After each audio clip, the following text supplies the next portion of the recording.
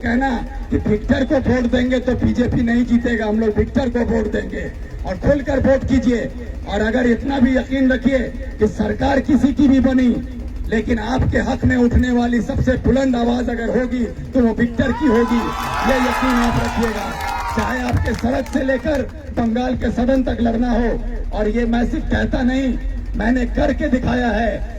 आज मैं कुछ नहीं हूँ, आज सिर्फ मेरी ताकत अगर कोई है तो वो आप लोग हैं। मेरा झंडा, मेरा डंडा, मेरा पोस्टर आप हैं। और मैं इसी ताकत के बल पर, जब पानीपत में हमारे यहाँ के नौजवानों को परेशान किया जा रहा था, बंगाली बोलकर उनको वहाँ बांग्लादेशी बनाकर पीटा जा रहा था, उस वक्त ममता बनर्जी या यहाँ का एमएलए या यहाँ का मंत्री सब अपने घर में दुबक के बैठे हुए थे।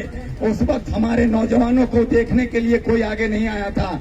उस वक्त यहाँ से लेकर पानीपत में जाकर बीजेपी की हुकूमत में, जहाँ सरकार बीजेपी की है, वहाँ वाहिद अली इमरान रमसिक्तर आपकी दुआएं लेकर वहाँ लड़ने के लिए पहुंचा था और पूरे सरकार को हिलाकर रख दिया था।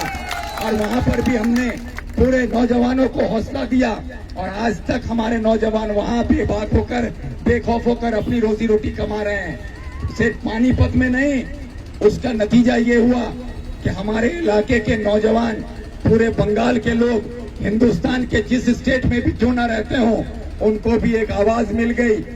जो ये समझ में आ गया कि बीजेपी के लोग ये सोच रहे थे कि बंगाली जो है वो कर्नाटक में है, उड़ीसा में है, हिमाचल में है, हरियाणा में है, पानीपत में है, तो यहाँ पर ये लोग यतीम हैं। उनको लगा कि बंगाल के लोग यतीम हैं, लेकिन अब समझ में आ गया कि बंगाली यतीम नहीं है, उनके साथ विक्टर है। ये आवाज पूरे हिंदुस्तान में पहुंच गई।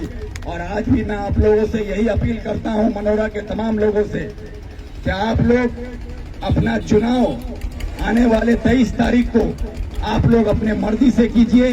अपने वोट अपने इलाके के तरक्की के लिए, बच्चों के हक के लिए, नौजवानों के रोजगार के लिए, पढ़े लिखों के नौकरी के लिए, किसानों के फसल के कीमत के लिए, अपने हिफाजत के लिए, तृणमूल के घूसखोरी, रिश्वतखोरी को बंद करने के लिए और पुलिस की ज्यादती को रोकने के लिए अपना वोट दीजिए। और मैं आपसे यही अपील करता हूं कि 23 तारीख को सबको अपना वोट हाथ छाप में देकर कामयाब कीजिए। सबको अस्सलाम वालेकुम। अब हम लोग